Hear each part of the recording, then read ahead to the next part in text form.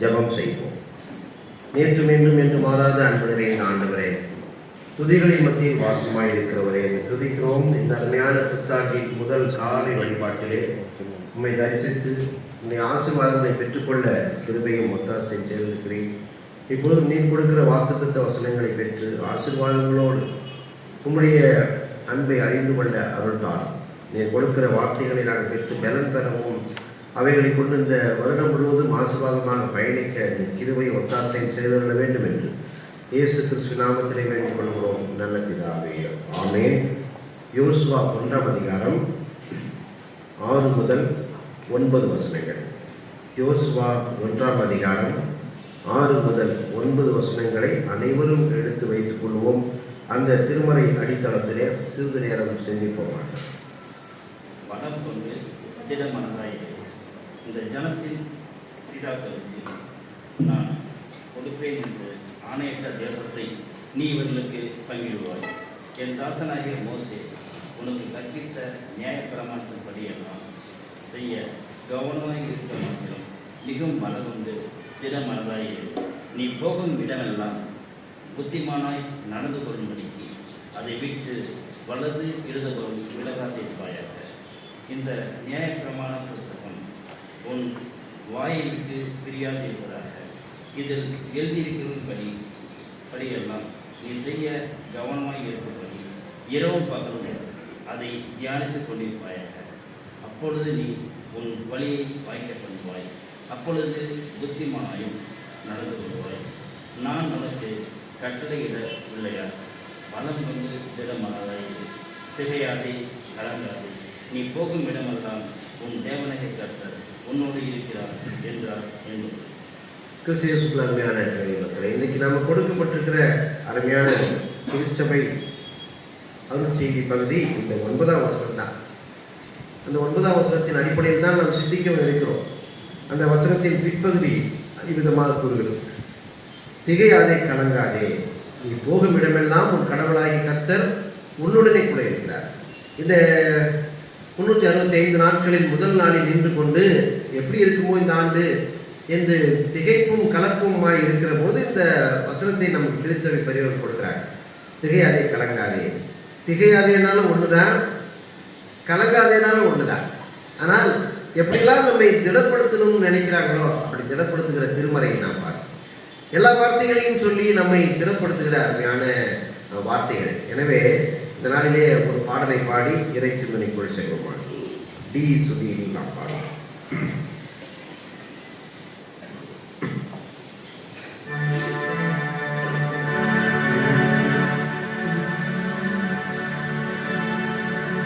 உவர்நிலமாக இருந்த என்னை விளைநிலமாக மாற்றிய உண்மை. உவர்நிலமாக இருந்த என்னை விளைநிலமாக மாற்றிய உண்மை. திசைகளும் கோள்களும் இருக்கின்ற வரையில், திசைகளும் கோள்களும் இருக்கின்ற வரையில் இன்னிசை முழங்கி பாடுவேன் நன்றி. இன்னிசை முழங்கி பாடுவேன் நன்றி. இன்னிசை முழங்கி பாடுவேன் நன்றி.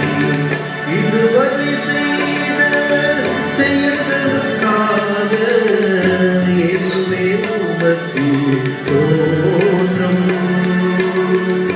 இயேசுவே உமக்கு தோற்றம்.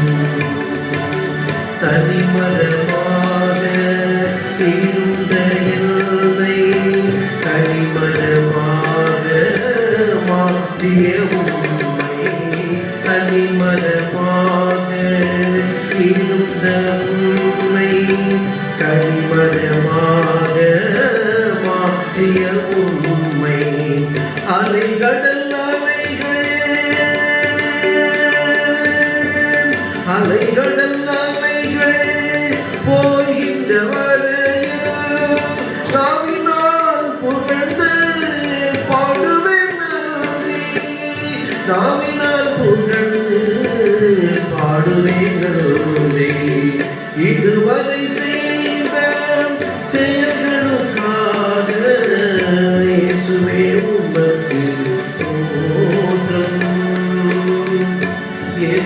உமக்கு தோற்றம். அருமையான ஒரு பாட்டு. குறிப்பா இன்னைக்கு பொருந்துகிற சிறப்பான ஒரு பாட்டு.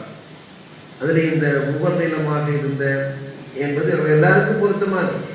உவர் நிலமாக இருந்த என்னை விளை நிலமாக மாற்றிய உண்மை. உவர் நிலமாக இருந்த என்னை விளை நிலமாக மாற்றிய உண்மை. அலை கடல் அலைகள் ஓய்கின்ற வரையில் இன்னிசை முழங்கி பாடுவேன் நல்லாவே. இன்னிசை முழங்கி பாடுவேன் நல்லாவே. இதுவரை செய்த செயல்களுக்காக இயேசுவே உமக்கு தோற்றம். இயேசுவே உமக்கு தோற்றம். இன்னைக்கு நாம் ஜோசுவாவை குறித்து சிந்திக்க இருக்கிறோம். இந்த வார்த்தை ஜோசுவாவுக்கு தான் சொல்லப்பட்டதான். யோசுவா 5 ஆகமங்களுக்கு பிறகுதான் வருகிறார். பழைய ஏற்பாட்டு பேராசிரியர்கள் சொல்வார்கள் 5 ஆகமத்தின் நிறைவு யோசுவா நூல் என்று சொல்வார். 5 ஆகமத்தின் நிறைவு ஜோசுவா நூலில் தான் போய் அந்த கதையை முடியுது. கானான் தேசத்துக்கு சென்று கர்த்தர் ஒப்படைக்கிற நிகழ்ச்சியே அதில் தான் முடிகிறது என்று கூறுவார்கள். இஸ்ரவேலின் வரலாற்றில் அந்த நிகழ்வு தான் முடிகிறது. எனவே யோசுவாவை குறித்து நாம் பார்க்க வேண்டும். யோசுவா மோசேவுக்கு நல்ல தலைவராக, சிறந்த ஒரு சீடனாக வாழ்ந்தார். 7 லட்சம் புருஷர்களை மோசே அழைத்து கொண்டு சென்றார் என்றுதான் பைபிளில் போட்டிருக்காங்க. ஆனால் பொதுவாகவே ஆண்களின் கணக்கெடுப்பு தான் அங்கே பதிவு செய்யப்படுது.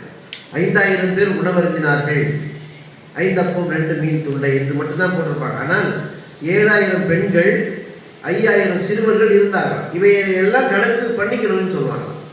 பெண்களே இல்லாத கூட்டம் ஒன்று இல்லை. எனவே 7 லட்சம் புருஷர்கள் என்றால் 14 லட்சம் பெண்கள் இருந்திருப்பார்கள் என்கிறார். ஒரு 21 லட்சம் மக்களை அழைத்து செல்லுகிற கடுமையான பணியை மோசே மேற்கொள்ளுகிறார். அதன் பிறகு அதை மேற்கொள்ள இயலாமல் 100 பேராக தலைவர்களை பிரிக்கிறார். அந்த தலைவர்களில் முக்கியமான சீடராக எப்போதும் தன் பக்கத்திலேயே யோசுவாவை வைத்துக் கொள்ளும்.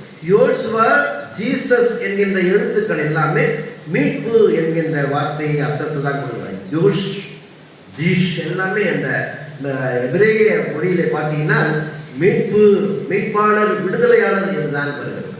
அருமையான இறைமக்களே, இந்த நல்ல நாளிலே இந்த அருமையான அடியவரை குறித்து நாம் பார்க்கிறோம். 2 சிந்தனைகளை புரிந்து கொள்ள அருமையான ஊழியர், திறமையான ஊழியர், இந்த 2 தான் நாம் பார்த்தோம். அருமையான ஊழியராக ஜோசுவா இருக்கிறார்.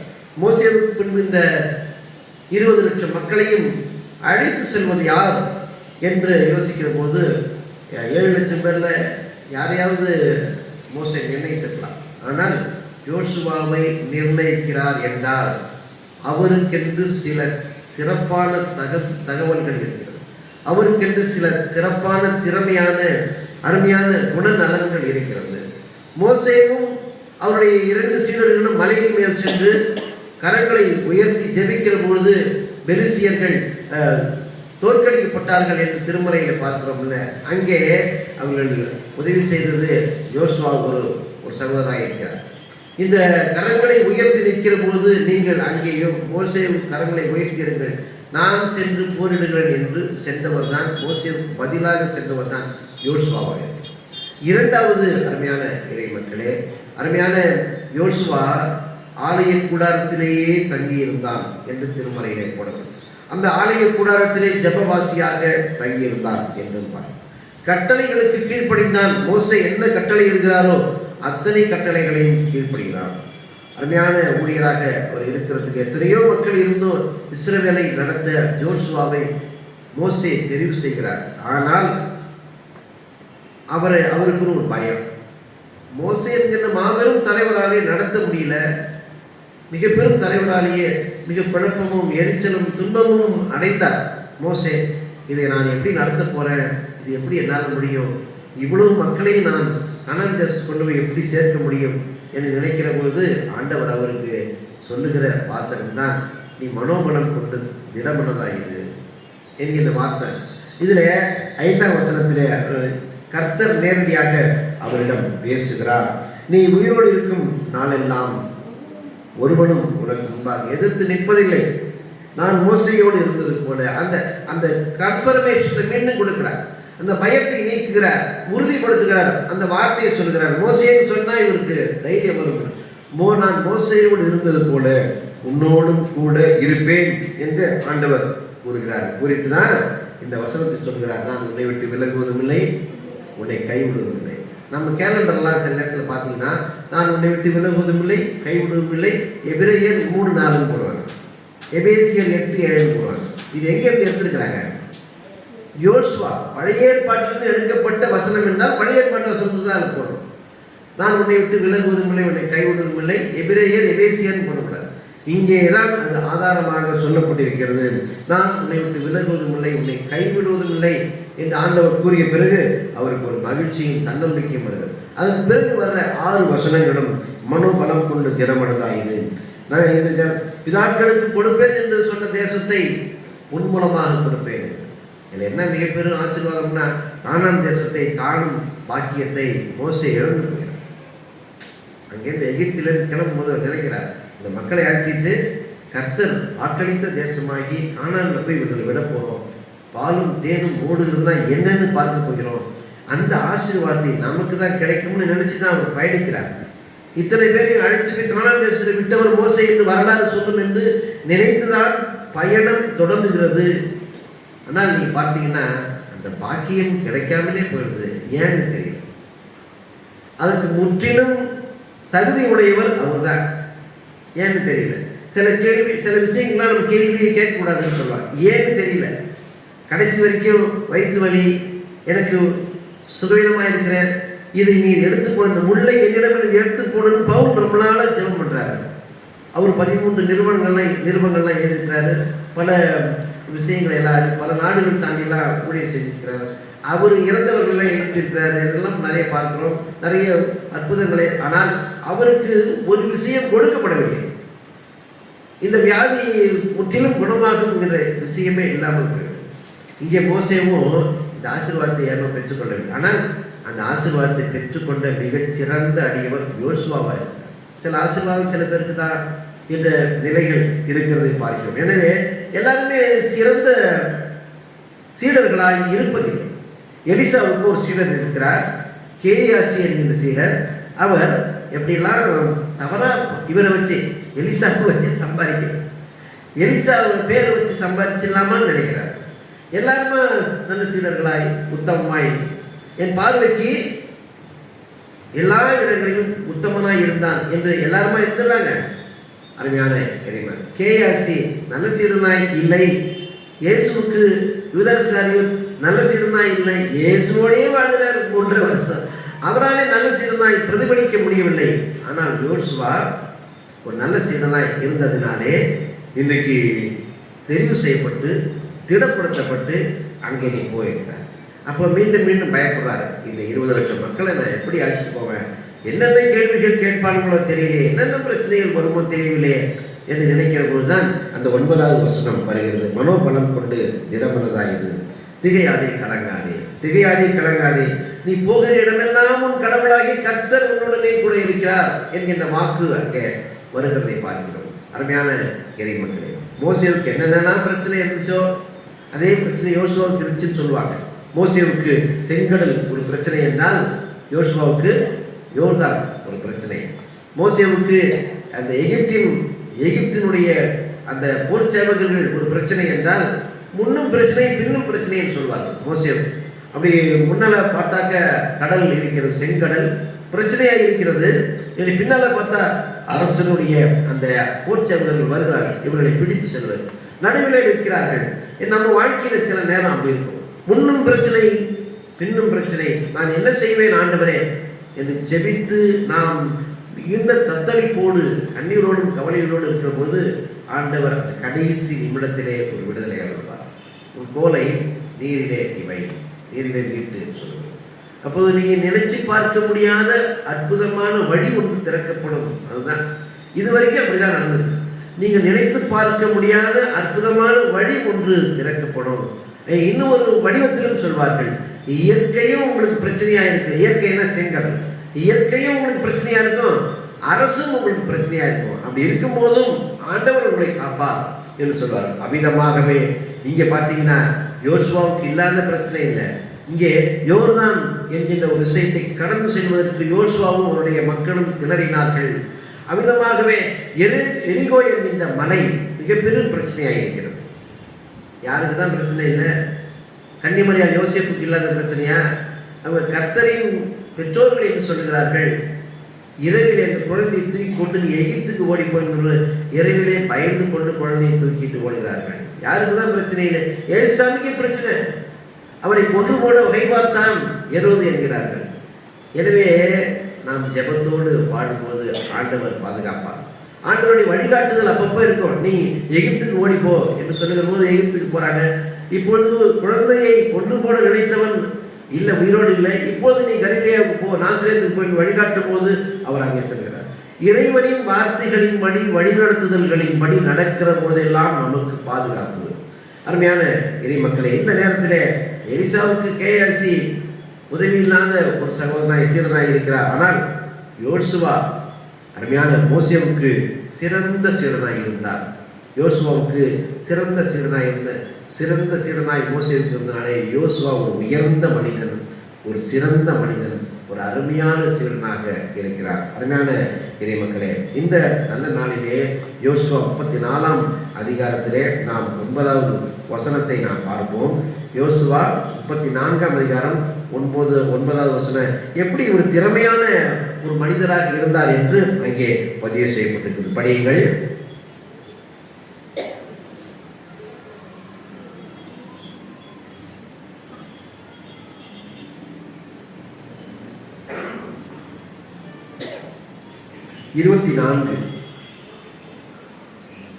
அப்பொழுது சிப்போரின் குமாரன் பாலாக் என்னும் மோவாபியரின் ராஜா எழும்பி இஸ்ரவேலோடு யுத்தம் பண்ணி உங்களை சபிக்கும்படி பேயோரின் குமாரனாகிய பிலேயாமை இந்த இஸ்ரவேல் மக்களை நடத்தி கடத்தி கானான் தேசத்திற்குள் செல்வதற்குள் 6 அரசர்களை இவன் போராடி வென்று இஸ்ரவேல் மக்களுக்காக திறமையான அதிகாரியாக இருந்தான் என்று அங்கே பதிவு செய்யப்பட்டிருக்கிறது. அநேக அரசர்களை கொண்டு தீர்த்து இஸ்ரவேல் மக்களை தைரியத்தோடு அழைத்து செல்கிறதை பார்க்கிறோம். அருமையான இறை மக்களை, அமிதமாக நம்முடைய மோசேவுக்கு அருமையான சீடராக இருந்தார் என்றால் இன்னொரு எடுத்துக்காட்டை சொல்ல விரும்புகிறேன். மோசே கானான் தேசத்தை வீவு பார்க்க 12 பேரை அனுப்பினாராம். 12 பேரும் போயிட்டு 10 பேர் வந்து தவறான செய்தி சொன்னாங்களாம் கானான் தேசத்தை குறித்து. 2 பேர் தான் நல்ல ஆலோசனை, நல்ல விஷயங்களை சொன்னாங்க. அந்த நல்ல விஷயங்களை, அதனுடைய பாசிட்டிவ் பாயிண்ட்ஸ் சொல்வார். அந்த நல்ல விஷயங்களை சொன்ன இருவர்களில் ஒருவர் யோசுவா. எல்லாரும் பார்த்து வந்து சொல்லுவாங்க, ஒரு நிகழ்ச்சியை பார்த்து வந்து சொல்லுவாங்க, ஒரு காரியத்தை பற்றி சொல்லுவாங்க. எல்லாரும் நல்லதாக சொல்றது இல்லை, பாசிட்டிவாக நேர்மறையாக சொல்வதில்லை. ஆனால் இங்கே ஒவ்வொரு விஷயத்தையும் அருமையாய் பார்த்து பார்த்து பார்த்து செய்தவர், கூறியவர் யோசுவாவாக இருந்ததினாலே அருமையான அடியவர் இன்றைக்கு நமக்கு தேற்றப்படுகிறார். ஆண்டவரினால் தேற்றப்பட்டு அனுப்பப்படுகிறதை பார்க்கிறோம்.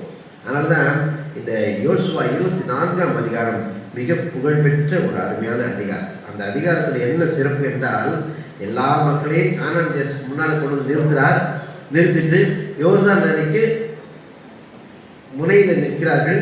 யோர்தான் நதியை கடந்து அந்தாண்ட போனால் கானான் தேசம். இப்போ சொல்லுங்க என்று சொல்லுங்க.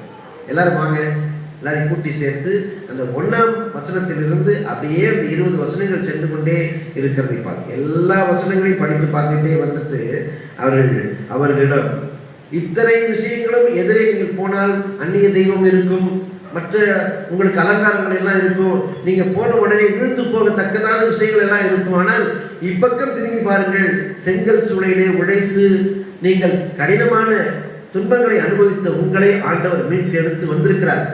இப்ப ஜெபம் பண்ணிட்டு நீங்க கானான் தேசத்துக்குள்ளே போக வேண்டும், உத்தமமாய் நடந்து கொள்ள வேண்டும், வழி மாறிடக்கூடாது, திசை மாறிடக்கூடாது, தடம் மாறிடக்கூடாது. ஒரு விஷயத்தை சொல்லுகிறேன், நான் என்று அவர் தன்னைத்தானே சொல்றார், நானும் என் வீட்டாரும் கர்த்தரை செய்யப்போம், நீங்க அப்படின்னு கேட்கிறார். அந்த அழகான போர்ஷன் இங்கே 15ஆம் வசனத்திலே வருகிறதை பார்க்கிறோம். கர்த்தரை சேவிக்கிறது உங்கள் பார்வைக்கு ஆகாததை கண்டால் பின்ன யாரை சேவிப்பீர்கள் என்று இன்று தெரிந்து கொள்ளுங்கள். நதிக்கு அப்புறத்திலே உங்கள் பிதாக்கள் சேவித்த தேவர்களை சேவிப்பீர்களோ?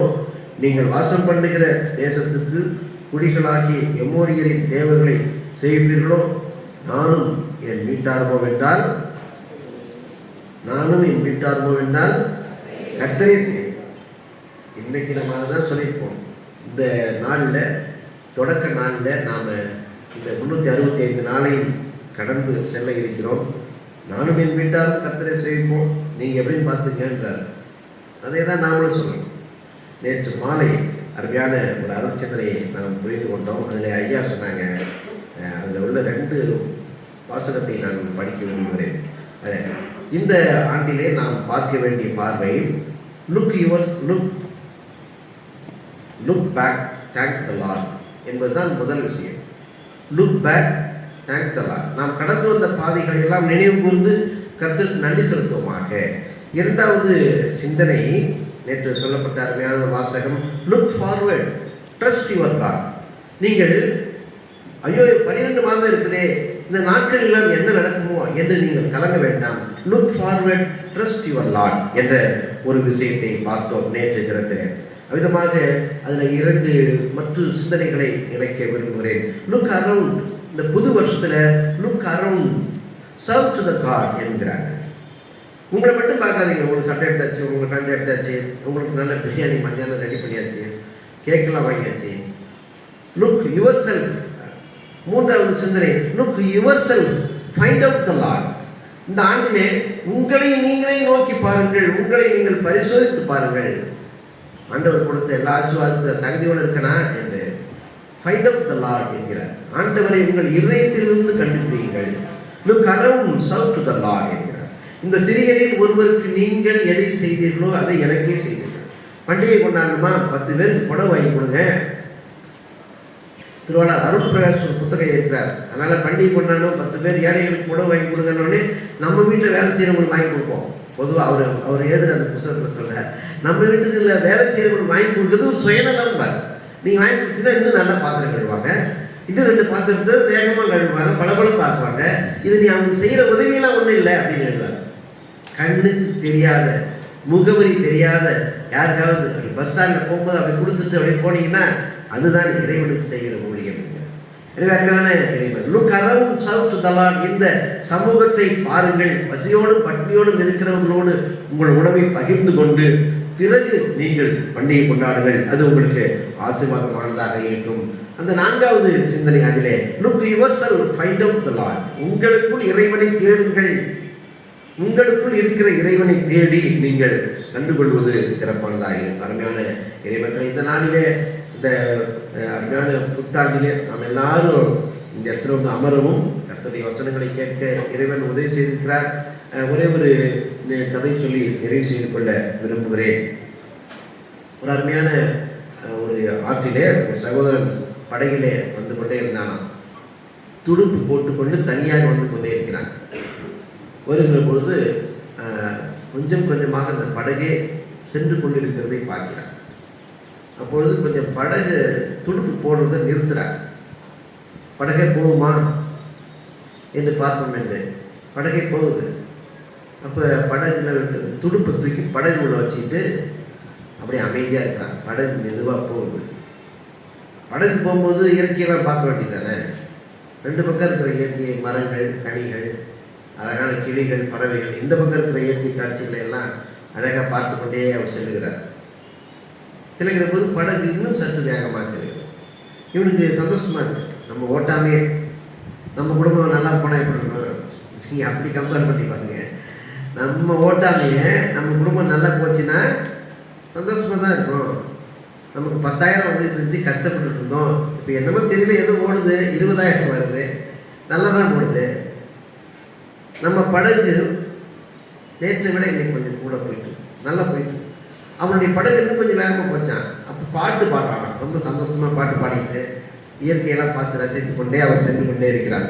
அருமையான இறை மக்களே, அந்த நேரத்தில் இன்னும் கொஞ்சம் நேரம், இன்னும் கொஞ்சம் தூரம் அவர் சென்று கொண்டே இருக்கிறார். தானாகவே செல்ல செல்ல அவருக்கு மிகுந்த மகிழ்ச்சியாக சற்று பலமாக காற்று அடிக்க படகு வேகமாக போக சென்று கொண்டே இருக்கிறான். கொஞ்ச நேரத்தில் ஓ என்று ஒரு சத்தம், மிக இரைச்சல் நிறைந்த ஒரு சத்தத்தை கேட்கிறான்.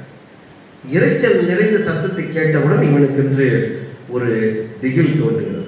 என்ன நடக்கிறது என்று அவன் சுதாரித்து பார்க்கிறான். இந்த நீர் எல்லாம் சென்று நீர்வீழ்ச்சியாக கீழே விடுகிறது. 10,000 அடி 1000 அடி தொலைவில் அது கீழே விடுகிறதை பார்க்கிறான். ஆகா, நாம் தவறான ஒரு பயணத்திலே வந்துவிட்டோம், தவறான ஒரு வழியிலே வந்துவிட்டோம். சரி, போட்ட நிறுத்தலாம். நீங்க நிறுத்தலாம்னு நினைக்கும் போது நிறுத்த முடியாது. நீங்க இந்த பாதை வேகமா போகுது, ரொம்ப சந்தோஷமா தான் இருக்கு. 1/4 டம்ளர் குடிச்சவங்க 1/2 டம்ளர் குடிச்சவங்க அப்படியே போயிட்டு இருக்கு. 3/4 டம்ளர் குடிச்சவங்க போகும். இல்லை 3/4 டம்ளர் நிறுத்திக்கலாம்னா நிறுத்த முடியாது உங்களால. சரி, பண்டிகை காலம் வச்சு 1 டம்ளராக பிடிப்போம்னு தான் தோணும் இல்லையா? நான் சொல்றது உங்களுக்கு புரியுதுன்னு நினைக்கிறேன். இந்த படகை இந்த நேரத்திலே நிறுத்திடுவோம் அப்படின்னு அவன் நினைக்கும் போது நிறுத்த முடியல அவனால. நீர்வீழ்ச்சியின் 1000 அடிக்கு மேலே அந்த படகு இருக்கிறது. அவனா அந்த படகை நிறுத்த வேண்டும், நிறுத்த முடியும் என்று நினைத்தாலும் நிறுத்த முடியவில்லை. அந்த படகு அங்கேருந்து அவன் கட்டுப்பாட்டை மீறி விழுந்து பல கல்லுகளுக்கு இடையிலே விழுந்து பல அடிவாரங்களுக்கு கீழே விழுந்து அவனும் அவன் படகும் நொறுங்கி போனார்கள். அவனும் இறந்து போனான். வாழ்க்கையிலே நமக்கு இந்த அருமையான வாழ்க்கை ஆண்டவர் கொடுத்துக்கிறார். 365ஆம் நாளில் முதல் நாளை நிற்கிறோம். இக்கரையிலிருந்து அக்கறைக்கு செல்ல வேண்டும். அதனால் ஆண்டவர் நம் படகிலே இருக்கிறார். அந்த மார்க் எழுதின செய்தி நூல் 4ஆம் அதிகாரம் 35ஆம் வசனத்தில் பார்த்தீங்கன்னா, அக்கறைக்கு போவோம் பாருங்கள் என்று ஆண்டவர் அழைத்தார் தான் வரும். நீங்களாம் போயிட்டு வாங்க, இந்த படகு தரேன் அப்படின்னு சொல்லுகிறவர் நம்முடைய ஆண்டவர் அல்ல. வாங்க போவோம், 365 நாள் நான் உங்களுடைய கூட இருக்கிறேன் வாங்க என்று வந்து நம் படகிலே அவரும் இருக்கிறார். எத்தனை துன்பங்கள், பிரச்சனைகள், புரட்டி போடுகிற பிரச்சனைகள் எல்லாம், எத்தனையோ குசல்கள் நம்ம வாழ்க்கை அடிக்கும். ஆனாலும் ஆண்டவர் அவ்விதமான துன்பங்களுக்கு நம்மை அனுமதிக்க மாட்டார். அந்த படகிலே அவர் இருக்கிறார், என் வீட்டில் அவர் படுத்திருக்கிறார் என்கின்ற உணர்வு நமக்கு இருக்க வேண்டும். அருமையான இறைவன், கட்டுப்படுத்த முடியாத அதல பாதாளத்தில் சென்று மடிகின்ற சகோதர சகோதரிகளும் உண்டு. ஆனால் நிதானித்து வாழ்க்கையை நடத்துகிறவர்களும் உண்டு. தானாய் கிடைக்கிறது என்பதற்காக, இலவசமாய் கிடைக்கிறது என்பதற்காக சில பழக்கங்களுக்கு உள்ளாக்கப்பட்டு இந்த புத்தாண்டை வீணாக்குகிற சகோதரர்களில் ஒருவராக எல்லாம். நேற்று இரவு பண்டிகை கொண்டாடுறோம், நியூ இயர் கொண்டாடுறோம்னு எவ்வளோ பேர் தெருவில் பார்த்தீங்களா? நேற்று மட்டும் 500 போலீஸ் எல்லாத்தையும் குவிக்கப்பட்டிருந்தாங்க. 500 டூ வீலரை பிடிச்சி ஓரமாக வச்சுருந்தாங்க. நாங்கள் இரவு கோயில் முடிஞ்சு போகும்போது பார்க்குறோம்.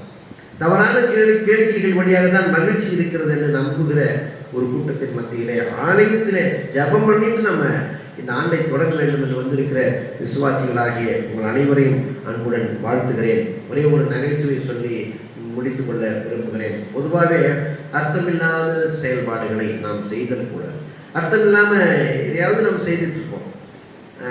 அனுப்பப்பட்ட நோக்கத்தின் அறியாமல் நாம் செய்கிறோம். ஒரு கணவன் மனைவி வீட்டில் இருந்தாங்க. அப்போது கணவர் கடத்தலுக்கு போய் டெய்லி ஷீட் கேலண்டர் ஒன்று வாங்கி வந்தார். 11 மணிக்கு வந்தார் கடைக்கு போயிட்டு. வாங்க உட்காருங்க என்று சொன்னாங்க மனைவி.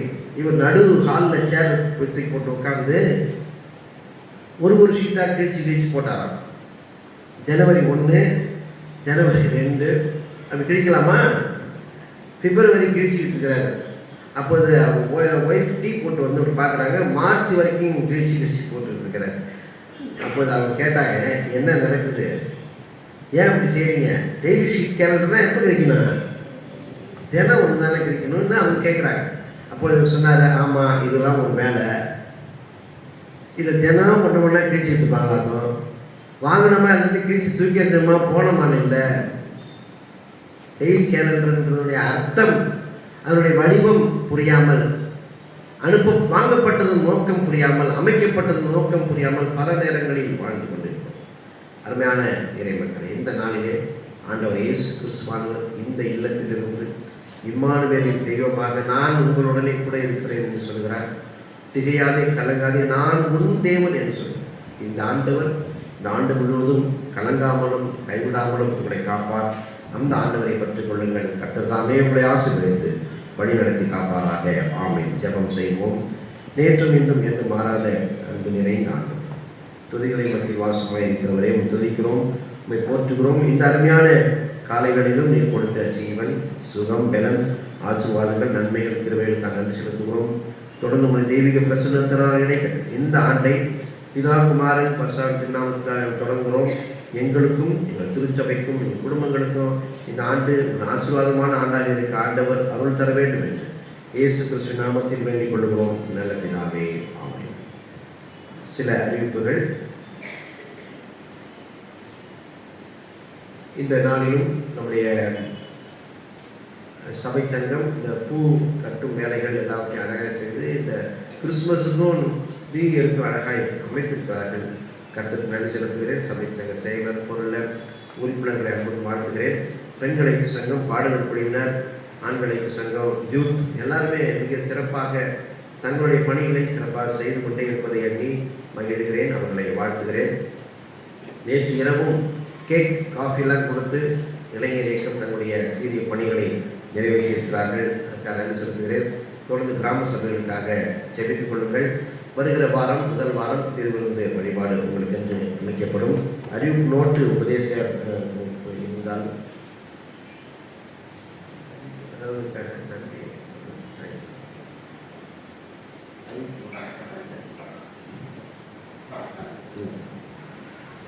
எனவே ஆண்டவருடைய ஜெபத்தோடு அவருடைய கிருபைக்காக நாம் அன்றாடி ஒவ்வொரு நாளும் ஜெபத்தோடு கலந்து கொள்வோம். கர்த்தர் தாமே இந்த திருவசனங்களை ஆசீர்வதிப்பாராக. ஆமென். தலைகளை தாழ்த்தி இறை ஆசீர்வாதம் பெற்றுக்கொள்வோம். நம்முடைய ஆண்டவராகிய இயேசு கிறிஸ்துவின் கிருபையும் கடவுளின் அன்பும் தூய ஆவியானவரின் வழிநடத்துவதும் நம் அனைவரோடும் நம் ஊழியர்களோடும் இருந்து ஆசீர்வதித்து வழிநடத்தி காப்பாராக. ஆமென். பேராயரவருடைய வாக்குத்தத்த வசனம் இங்கே நமக்கு கொடுக்கப்பட்டிருக்கிறது. சபைகள் அவருடைய இல்ல சந்திப்பின் போது அவங்களுக்கு வழங்கப்படும். நாளை முதல் சபைகள் அவருடைய இல்ல சந்திப்புகள் இருக்கும். தொலைபேசியிலே உங்களை தொடர்பு கொண்டு உங்களுடைய இருப்பு, நீங்கள் வீட்டில் இருக்கிறீங்களா என்று அறிந்து கொண்டு அவர்கள் வருவார்கள். எனவே ஓய்வு பெற்ற பெற்றோர்களை சந்திக்க காலையிலும், பணிக்கு சென்று வருகிற குடும்பங்களை மாலையிலும் சபையோடு சந்திக்க திட்டமிடுகிறார். எனவே உங்களை தொலைபேசியில் தொடர்பு கொண்டு நாங்கள் பேசி உங்களுடைய நேரங்களை புரிந்து கொண்டு வர விரும்புகிறோம். இந்த ஆண்டிலே பேராயர் அவர்கள் நம்ம கொடுத்திருக்கிற இந்த வாக்குத்தத்த வசனம், நீங்கள் என்னிலும் என் வார்த்தைகள் உங்களிலும் நிலைத்திருந்தால் நீங்கள் கேட்டுக்கொள்வது எதுவோ அது உங்களுக்கு செய்யப்படும் என்று யோவான் 15:7 சொல்லப்பட்டிருக்கிறது. இந்த வசனங்கள் உங்களுக்கு இல்லங்களில் வந்து கொடுக்கப்படும். இப்பொழுது காணிக்கை எடுக்கப்படும். அதை தொடர்ந்து கவர் காணிக்கைகள் படைக்க விரும்புகிறவர்கள் விடுபட்ட கவர்களை நீங்கள் தொடர்ந்து படைக்கலாம். ஆலயம்